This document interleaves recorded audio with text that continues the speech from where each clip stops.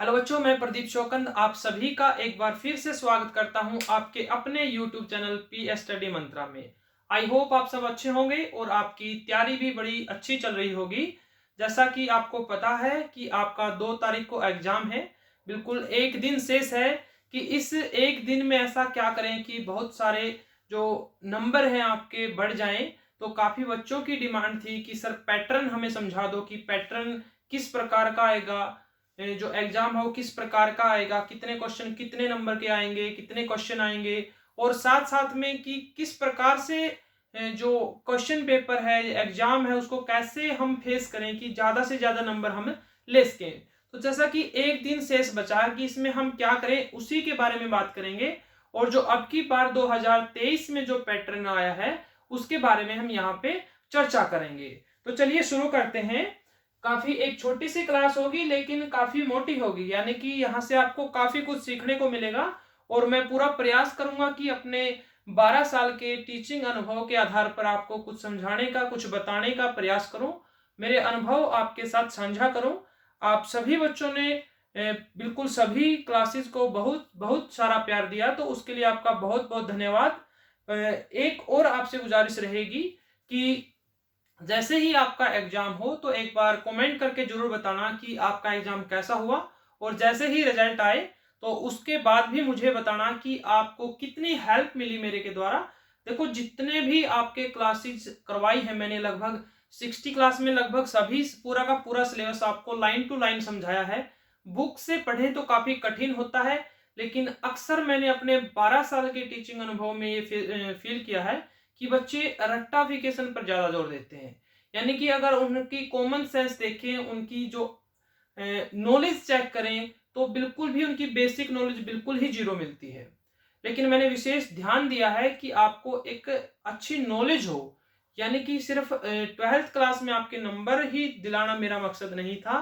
बिल्कुल, चाहे वो गांव का हो या शहर का हो, चाहे वो किसी भी माध्यम से पढ़ रहा हो, किसी भी स्कूल से पढ़ रहा हो या घर बैठकर पढ़ रहा हो, बिल्कुल line to line, word to word, एक एक शब्द समझाने की मैंने कोशिश की है और आई होप आप सभी को समझ में भी आ गया होगा, तभी आप इतना सारा प्यार दे रहे हैं।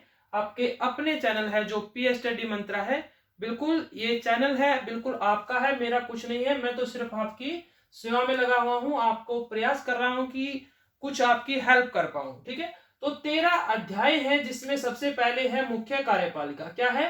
मुख्य कार्यपालिका है, जिसमें हमने कार्यपालिका के बारे में चर्चा की थी कि मुख्य कार्यपालिका कौन है। राष्ट्रपति नामात्र की है और वास्तविक कार्यपालिका प्रधानमंत्री है। भारत में किस प्रकार की कार्यपालिका है, अमेरिका में किस प्रकार की है, राष्ट्रपति स्विट्जरलैंड में किस प्रकार की है, ब्रिटेन में किस प्रकार की है।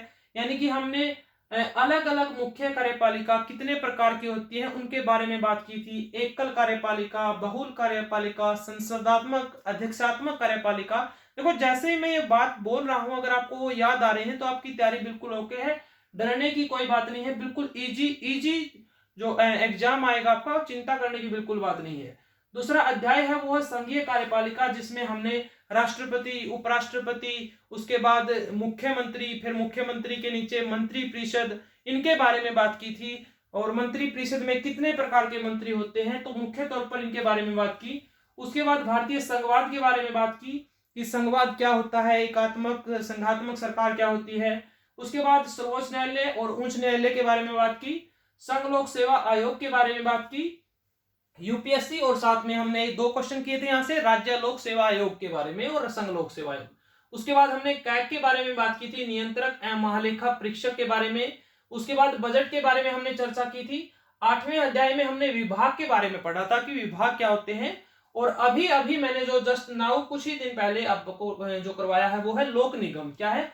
लोक निगम या सार्वजनिक निगम के बारे में बात की। भर्ती के बारे में मैं आपको करवा चुका हूं, प्रशिक्षण का चैप्टर मैं आपको करवा चुका हूं और पंचायती राज का चैप्टर मैं आपको करवा चुका हूं।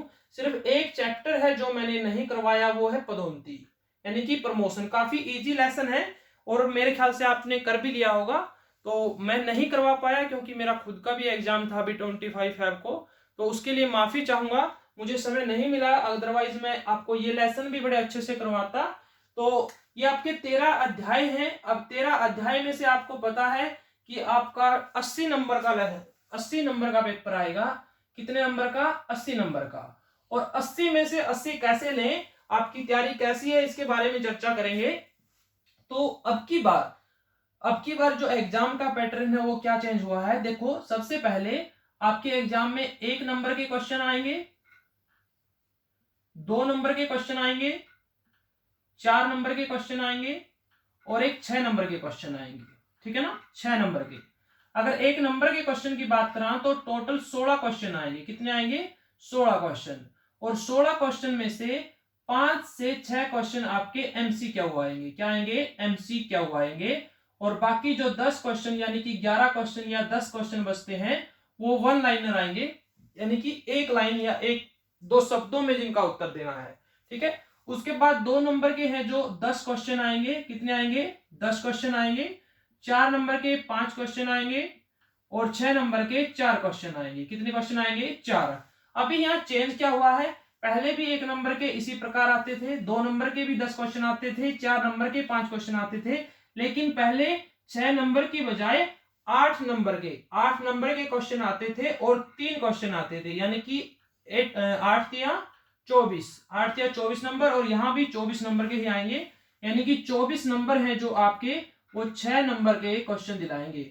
6 नंबर के क्वेश्चन और 5 चौका 20 नंबर के आपके 4 के क्वेश्चन आएंगे और 10 दूनी 20 नंबर के आपके 2 के और 16 नंबर के आपके 1 के।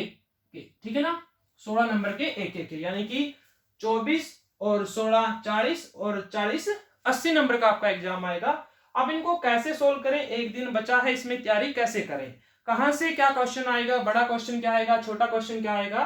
तो अगर बात करें सबसे पहले एक नंबर के क्वेश्चन की, तो 16 क्वेश्चन है। देखो एक यहां से बात समझने की बात यह है कि आपके जो अगर बात करें नंबर की और क्वेश्चन की, तो इस हिसाब से आपका काफी लिखने में काफी लेंथी एग्जाम होगा। अगर आपको कंप्लीट जो पेपर आता है तो 3 घंटे में आपको पूरा करना काफी मुश्किल होगा अगर आपकी स्पीड स्लो है। तो इसको स्पीड का ध्यान जरूर रखना है। और पेपर को जल्दी कैसे करें, देखो जो 1 नंबर के और 2 नंबर के क्वेश्चन हैं ये काफी आसान, काफी इजी और नंबर दिलाने वाले होते हैं, कम टाइम में, कम मेहनत में ज्यादा नंबर। ठीक है ना, यानी कि अगर 1 नंबर की बात करें तो 1 नंबर के 16 क्वेश्चन आएंगे, तो इसमें 16 नंबर आपको बिल्कुल 20 मिनट्स में करने हैं। 20 मिनट में आप आराम से इनको कर सकते हो अगर आपको वो अच्छे से याद है। अब याद कैसे करना है, एक दिन बचा है तो कैसे करें। आपके पास कोई भी अगर मॉडल टेस्ट पेपर है, क्वेश्चन पेपर है, गैस पेपर है, चाहे वो दीपक का हो चाहे स्टूडेंट का हो, तो उसमें वन लाइनर और एमसीक्यू के लगभग 200 से 250 200-300 क्वेश्चन होंगे, उनकी रीडिंग एक बार लगा लो। ठीक है ना, अदरवाइज देखो अगर जिसने मेरी क्लास अच्छे से लगाई है तो मैं 100 नहीं 101% लिख के दे सकता हूं कि जो जो मैंने क्वेश्चन करवाए हैं उन्हीं क्वेश्चनों से 1 नंबर के क्वेश्चन, जो अक्सर मैंने एक बार नहीं हर क्लास में कम से कम 10 बारी आपको समझाने, 10 बारी बोल के याद कराने का प्रयास किया है, उन्हीं में से मैंने मुख्य क्वेश्चन आएंगे 16 के 16, एक क्वेश्चन भी बाहर नहीं जाएगा। रही बात करंट अफेयर की, तो करंट अफेयर से रिलेटेड मैंने वर्तमान में किस किस की नियुक्ति है पिछली क्लास में मैं करवा चुका हूं, तो उसको जरूर देखना है क्योंकि वहां से 2-3 क्वेश्चन आने की संभावना है। 2 नंबर के क्वेश्चन बिल्कुल फ्री के होते हैं, यानी कि 10 दूनी 20 10 क्वेश्चन आएंगे, यानी कि लगभग 30 मिनट में आप आराम से लिख सकते हो। लेकिन यहाँ क्या ध्यान रखना है, ध्यान ये रखना है कि इन क्वेश्चन में आपको ज्यादा दिमाग पेलने की जरूरत नहीं है, यानी कि आपको ज्यादा लिखने की आवश्यकता नहीं है। जितना क्वेश्चन पूछा जाए उतना ही जवाब देना है अगर आप अपना पेपर टाइम पे पूरा करना चाहते हो। यानी कि 2 नंबर का क्वेश्चन है, अगर आपसे पूछा है कि 2 विशेषताएं बताओ, तो आप 3 लिखो, ज्यादा से ज्यादा मैक्सिमम 3 लिखो। अगर आपको सही पता है तो 3 ही काफी है। आप चाहे 5 लिख लो, नंबर वही मिलने हैं 2, आप 6 लिख लो, नंबर 2 ही मिलेंगे, और अगर आप 3 लिखोगे तो ही 2 नंबर मिलेंगे। तो ज्यादा से ज्यादा एक एक्स्ट्रा लिख देनी है, 2 नंबर का है तो 3 विशेषताएं लिख देनी है, आराम से आपके 2 नंबर आ जाएंगे। यानी कि अगर 3-3 पॉइंट भी लिखोगे तो आराम से 30 मिनट में आप इसको सोल्व कर दोगे, यानी कि 50 मिनट हो गई, या 1 आवर लगा लो, 1 आवर हो गया, मान लो कि आपको 1 घंटा हो गया, 1 घंटे में आपने कितना कर लिया, 26 नंबर का कर लिया। कितना कर लिया, 26 नंबर का आपने कर लिया, यानी कि आप पास मार्किंग पर आराम से पहुंच गए हो। और ये मेरे उन लाडलों के लिए भी है जो कमेंट करके बार बार मुझे पूछ रहे हैं कि सर पास होने के लिए कुछ जुगाड़ कर दो। पूरी साल बुक्स नहीं खरीदी है, बिल्कुल भी नहीं पढ़े हैं, लेकिन पास होना जरूर चाहते हैं। बिल्कुल हर कोई चाहता है कि मैं पास हूं। ठीक है, चलो कोई बात नहीं, अगर नहीं पढ़े तो आगे पढ़ लेना। तो 26 नंबर आपके आराम से हो गए। क्या करना है इनके लिए, कम लिखना है, ज्यादा नहीं लिखना है, जितना पूछा उतना ही लिखना है। यहाँ 1 घंटे में आपका इतना कंप्लीट हो जाना चाहिए, 1 घंटे से पहले पहले।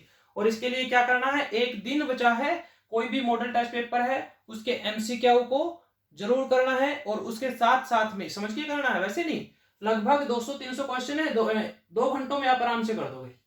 अगर slow and study wins the race, अगर अब भी आप शांति पूर्वक आराम से करोगे तो 2 घंटे में आराम से हो जाएंगे आपके। ठीक है, और 1 घंटे में आपके हो जाएंगे 2-2 नंबर के, यानी कि 3 घंटे में आप आज भी, अगर आज पहली बार भी पढ़ रहे हो तो 26 नंबर की तैयारी हो जाएगी आपकी। ठीक है ना। उसके बाद अगर बात करें 4 नंबर की, तो 4 नंबर में थोड़ा सा ज्यादा लिखना पड़ेगा, और 6 नंबर में भी आपको ज्यादा लिखना पड़ेगा। इसलिए इनके लिए मैंने आपके लिए 2 घंटे शेष बचे हैं, 2 घंटे में आपको इनको लिखना है, और काफी स्पीड से लिखना पड़ेगा। ठीक है ना। अब देखो यहां पर किस लेसन से 4 नंबर का आएगा, किस लेसन से 6 नंबर का आएगा, तो ये बताना काफी मुश्किल है।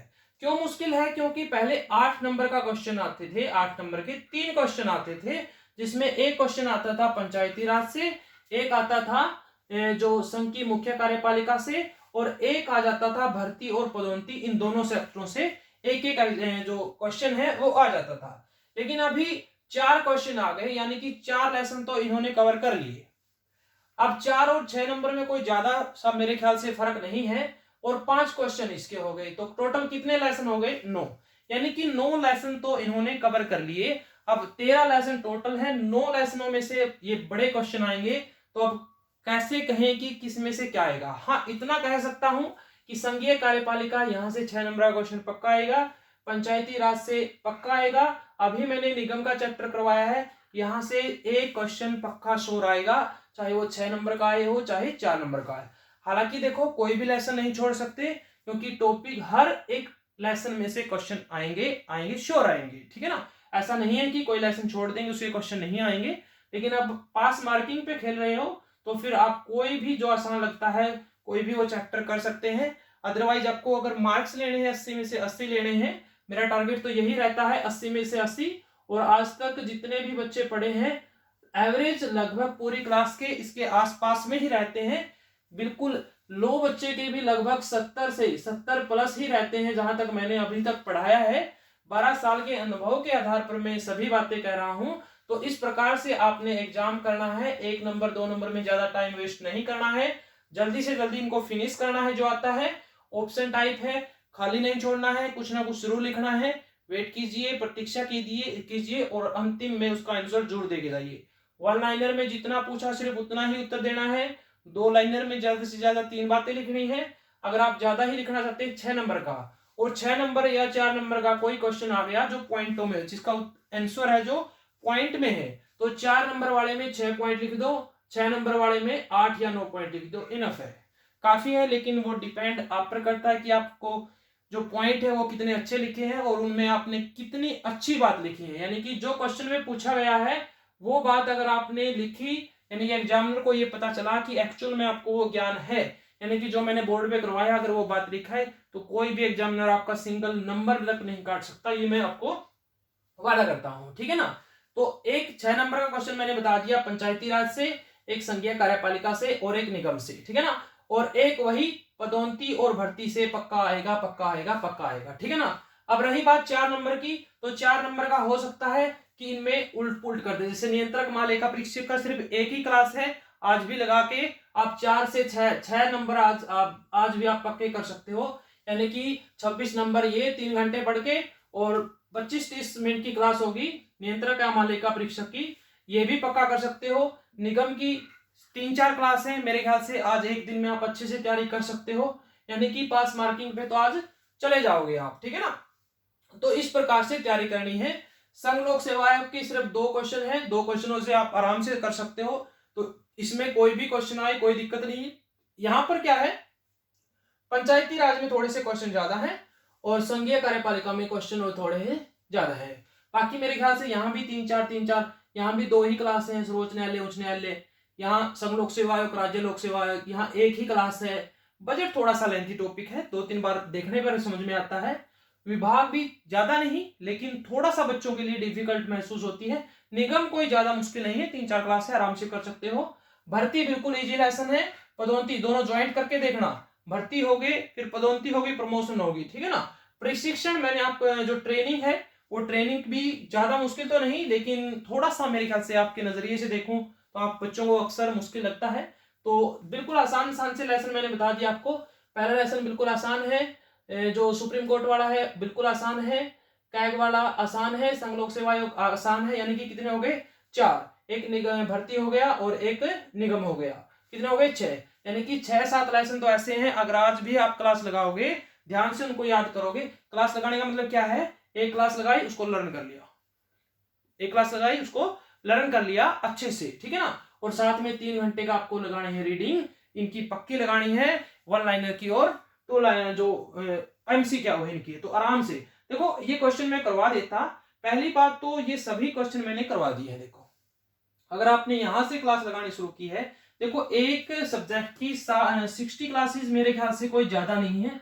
ऐसा यूट्यूब पे मेरे ख्याल से शायद ही कोई चैनल होगा जिसने पूरी की पूरी आपकी जो पब्लिक एड है वो कंप्लीट कराई हो, और इतने सिस्टमेटिक तरीके से बिल्कुल एक एक शब्द। अक्सर देखा मैंने बुक से ऐसे ही फोटो वगैरह से ऐसे ही करवाते हैं, कोई ज्यादा मेरे ख्याल से गहराई से किसी ने करवाई नहीं है। मेरे सामने कोई ऐसा तो कोई चैनल आया नहीं। तो 60 क्लास में आपकी देखो 365 दिन होते हैं, साल में 365 दिन होते हैं। 365 में से लगभग आपके 210, प्राइवेट स्कूल लगभग 240 दिन लगता है, गवर्नमेंट स्कूल 210 से 220 दिन तक लगता है। अब इसमें से 60 डेज मेरे ख्याल से अगर 2 महीने पढ़ लोगे तो मेरे ख्याल से कोई ज्यादा मुश्किल नहीं था। और अगर नहीं पढ़े तो मेरे ख्याल से आप गलत मार्ग पर हो, आपको पढ़ना चाहिए था। तो आगे से जरूर ध्यान रखें। और जो मैंने करवाई है, ऐसा नहीं कि सिर्फ 12th में, आप बीए में भी अगर पब्लिक सब्जेक्ट लोगे तो आपको पढ़ने की आवश्यकता ही नहीं पड़ेगी, ठीक है ना। आज भी अगर बीए के एग्जाम में बैठ जाओगे तो आप आज भी 100 में से 80+ नंबर आराम से ले लोगे, 80+ नंबर आप आराम से ले लोगे। तो ये चैप्टर आप आज करना चाहो तो कर सकते हो। अगर आपने कर लिए हैं तो ज्यादा बर्डन नहीं लेना है, अभी आप सिर्फ इनका रिवीजन कर लीजिए, और जो अभी करंट में जो क्लास करवाई है उनको जरूर कर लीजिए, ठीक है ना।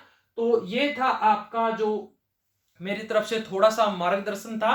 आई होप आप सभी को थोड़ा समझ में आया होगा, और इन बातों को जरूर ध्यान में रखोगे कि किस प्रकार से कितना लिखना है, कितना नहीं लिखना है।